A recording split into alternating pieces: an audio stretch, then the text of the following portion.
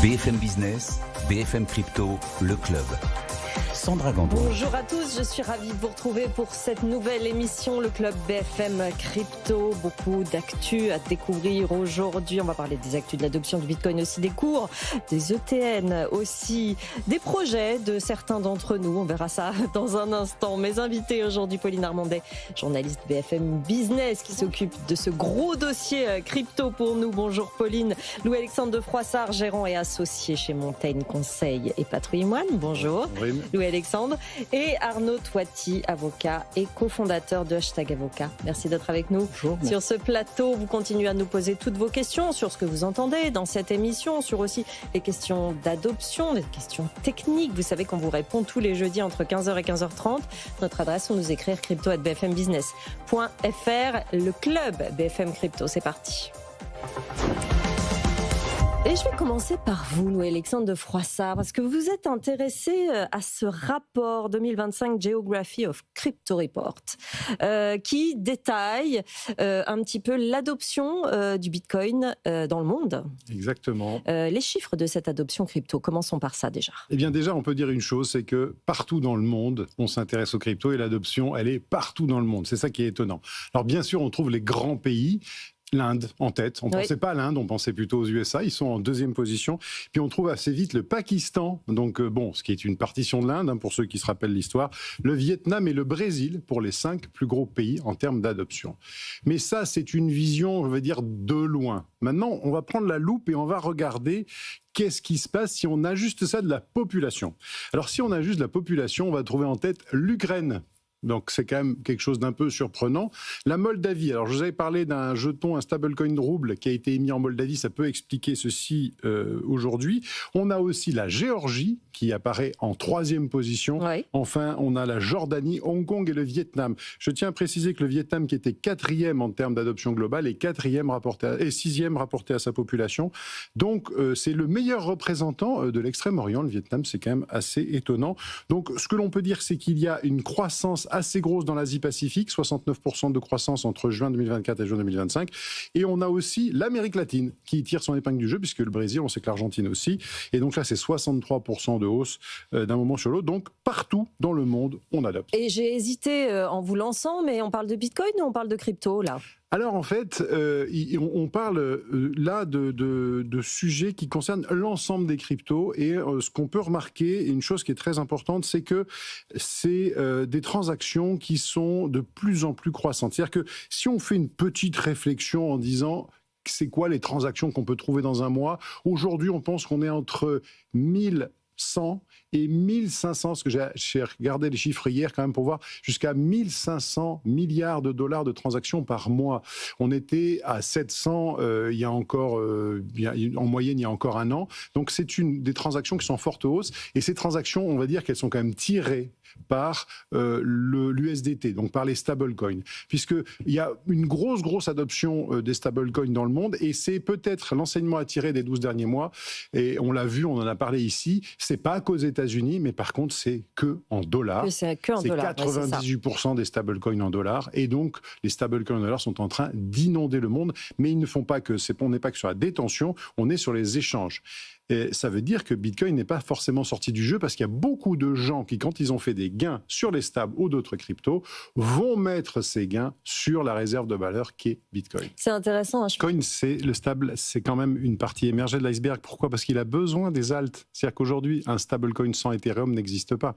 Un stablecoin sans ce qu'on appelle les chaînes EVM compatibles, Ethereum Virtual Machine compatibles, donc Solana et d'autres, en fait, il n'existe pas. Donc on parle aujourd'hui, au niveau marketing, beaucoup de stable, mais dessous, l'industrie, c'est quoi ? C'est Ethereum, c'est Solana, c'est d'autres chaînes. Donc ne l'oublions pas que ce qui sous-tend l'adoption des stables, c'est quand même une blockchain, et cette blockchain, c'est Ethereum et ses petits copains. Donc, il ne faut pas les oublier. Et quand nous, on dit à nos clients, ayez du Bitcoin, n'oubliez pas quand même d'avoir aussi un petit peu d'Ether dans votre portefeuille, parce que la finance traditionnelle va quand même s'exprimer largement dessus. Quelle conclusion on tire de ce rapport, Louis-Alexandre ? En fait, il y a 2 grosses conclusions. La première, c'est que les transactions au niveau quotidien par rapport à on va dire, il y a 2 ans, on est sur des niveaux qui sont x3, x4. Donc, en fait, même si on a l'impression qu'on n'est pas en bull market, c'est un marché d'explosion à la hausse des valeurs, il y a une chose qui est sûre, c'est que les transactions, elles progressent de manière phénoménale. C'est un peu ce qu'on anticipait. Hein. Donc, aujourd'hui, on est dans le plan de marche. D'ailleurs, je n'ai pas dit dans ce classement, il y a un pays africain dont on parle beaucoup, qui est le Nigeria, qui est dans le top 10. Hein. On n'en a pas parlé. Donc, tous les continents sont concernés. Donc, ça veut dire qu'il y a des transactions, et les transactions sont en train de progresser de manière très importante et de manière assez lisse sur la transaction. Donc je pense qu'on va avoir encore des taux d'augmentation de transactions de 50 à 70% par an de manière régulière. Et puis il y a un deuxième sujet, c'était le petit croquis qui a été montré tout à l'heure, c'est la monnaie d'entrée dans les cryptos. En fait, quand quelqu'un a du cash, du fiat, enfin donc du dollar, de l'euro, choses comme ça, et qu'il veut aller acquérir une crypto, vers quelle crypto se tourne-t-il ? Eh bien, il se tourne en premier vers Bitcoin. Et ça a été moi la surprise que j'ai eue dans ce rapport, parce que 1200 milliards sur les 12 derniers mois, enfin entre juin 24 et juin 25, c'est 1200 milliards sur Bitcoin, car on sait que 700 milliards sur Ethereum. Donc, Bitcoin bat Ethereum de 70%. C'est énorme. Et ça a été ma surprise, et les stables seulement 500 milliards. Donc, avec un très gros potentiel derrière. Oui, un très gros potentiel. Mais ce qui veut dire quand même qu'il y a quand même le roi Bitcoin qui est toujours là et qui est d'un côté finalement la réserve de valeur, mais aussi le point d'entrée. Et ce qui m'a surpris dans ce rapport. C'est une question de compréhension ou c'est une question simplement que les zones géographiques vont se débrouiller avec les usages finalement de chacun ? Je pense que on résout la problématique. Alors, il y a une fausse problématique qu'on résout qui est la dédollarisation. Puisque là, en rachetant des stablecoins, on ne dédollarise pas. On est en train de... Oui. Mais en tout cas, on utilise quelque chose qui semble être hors sanction. On utilise quelque chose qui est beaucoup plus simple à utiliser pour les transactions internationales. C'est-à-dire qu'en fait, un stable, c'est globalement 50 € une transaction. Quand ça coûte très cher, ça peut être moins de 10 € en parlant dollars. Donc, il y a de plus en plus de gens qui l'utilisent pour un certain nombre d'industries pour éviter de payer des frais. Et ça, c'est quelque chose qu'on a déjà vu dans le golfe du Mexique depuis presque 18 mois sur l'industrie du pétrole. Justement, le fisc français a un petit peu du retard, Louis Alexandre. Oui, en fait, je pense qu'il y a d'abord, première chose, si on veut que les gens se servent de leur crypto, faisons des exonérations sur les dépenses en crypto, sur les dons aux associations, sur les apports au compte des sociétés. C'est le cas dans d'autres pays. Voilà. Donc, c'est par exemple, on peut dire, il y a une limite de 10 000 €, 15 000 €, 20 000 € sur lesquels vous n'êtes pas taxé. Vous allez voir tout d'un coup, il va y avoir de la crypto qui va rentrer dans l'économie, étonnamment. Oui. J'apporte des cryptos au capital de ma société, je suis exonéré, j'ai les mêmes principes que quand j'apporte des actions. C'est quelque chose qui devrait être naturel. Je fais un don à des associations, c'est pareil, je ne suis pas taxé. Ça, c'est le premier point. Et deuxième point, je reviens sur le chiffre de 2021. Parce que Chainalysis, il montre le gain de plus-value. Mais les gens n'ont pas forcément vendu. Et donc, le Conseil des prélèvements obligatoires, une fois de plus, s'exprime sur quelque chose qu'il ne comprend pas ou qu'il n'a pas voulu comprendre. Et ce n'est pas parce que les gens font 1 milliard ou 3 milliards de gains qu'ils ont vendu et donc ils sont imposables à hauteur de ce montant-là. Et ça, c'est encore et toujours la même chose. On prend la peine de réguler, de faire des avis sur un sujet qu'on n'a pas pris le temps d'étudier. Et ça fait du mal au secteur, parce que c'est une mauvaise compréhension, Arnaud. Bonne nouvelle, Louis-Alexandre ?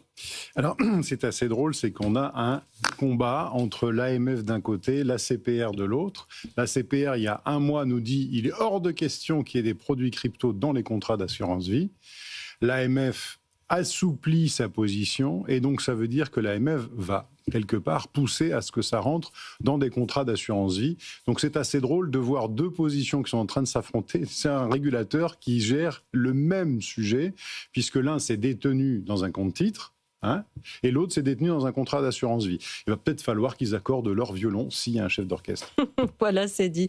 La question cours, le cours où on en est aujourd'hui, je crois qu'on était à 90 000 tout à l'heure en commençant cette émission, on va le regarder. Selon Bernstein, le Bitcoin aurait rompu son cycle traditionnel de 4 ans, entrerait dans un marché haussier prolongé avec un objectif de 150 000 $ en 2026, 200 000 en 2027. Ça vous semble Cohérent ? Qu'il ait arrêté son cycle de 4 ans, ça devient de plus en plus crédible comme hypothèse.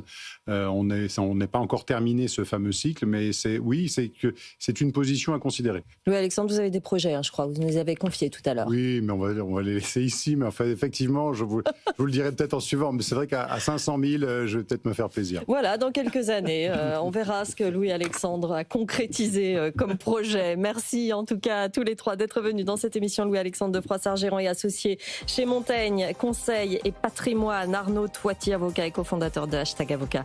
Pauline Armandet, journaliste BFM Business. Vous savez, vous nous suivez tous les jours sur BFM Business entre 15h et 15h30. Vous nous écrivez aussi à cette adresse crypto@bfmbusiness.fr. Je vous laisse entre les mains de BFM Bourse. Très belle journée sur BFM Business. BFM Business, BFM Crypto, le club.